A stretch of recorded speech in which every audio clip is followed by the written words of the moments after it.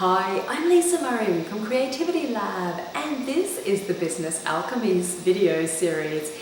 And today's topic is about changing direction with ease. Because for so many of us, there's all this anxiety and this tension caught up with changing direction.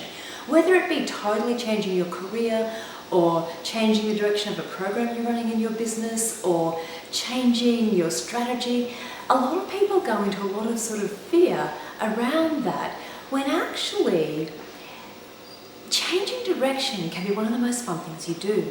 Like, I have changed direction so many times in my businesses. I call it the art of the pivot, because literally it's just this elegant little pivot where you just turn around and go in another direction so that you can create what you truly desire to create. And this is the interesting thing, because if you had no fear of losing, or if you had no fear of being judged for changing your mind, what would you choose? I remember years ago, this woman absolutely blasting me because she thought I was making a mistake because I wasn't using a particular, bit of internet marketing software.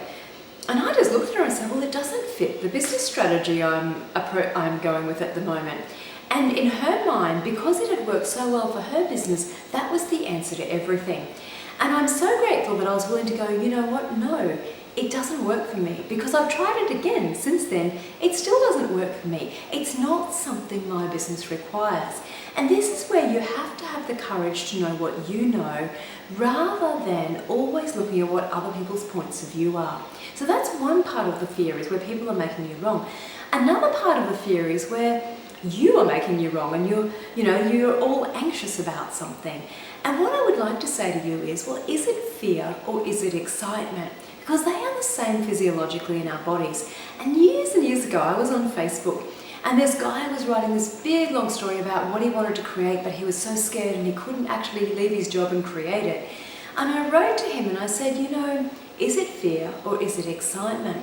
And I didn't think about it again. About maybe 3 months later, he wrote to me and he was so grateful. He said, oh my God, you changed my life. I thought it was fear for the last 20 years. It was excitement.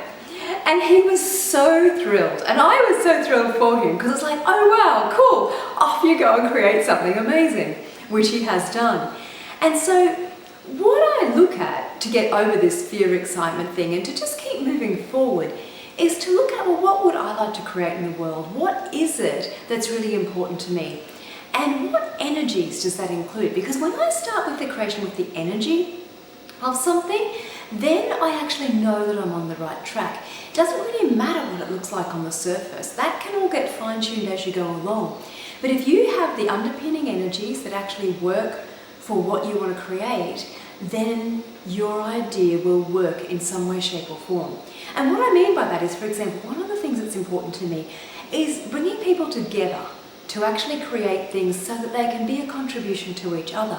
And so whenever I create a new program or a new idea, part of the energy of what I look at is, well, how do I bring people together with this? What's actually going to, how will I structure it? How will I create it that it allows people to connect on a deeper level? And then you just literally ask, well, okay, so cool, where can I start now? Because that's the other thing. People get paralyzed by, oh my gosh, it's too much, there's too much overwhelm. And we'll do a whole other show on that one in the near future. But just for today, just look at, okay, what's the first thing I can do? Where can I start? What's going to start to bring this into the world?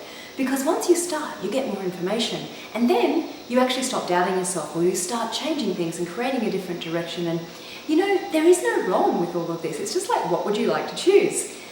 And do consider that if you want to change direction and you've got that energy of, yep, something needs to change here, you've got to ask yourself, okay, what awareness of the future do I have that I haven't yet acknowledged? Because one thing I've noticed is that awareness, I have it a long time before most other people. And if I want to change something, there's always a good reason for it. I might know the reason for another year or 5, but if I do have that energy, then I know to trust it. So what would it take for you to start trusting you? I'm Lisa Murray from creativitylab.tv, and this has been the Business Alchemy series.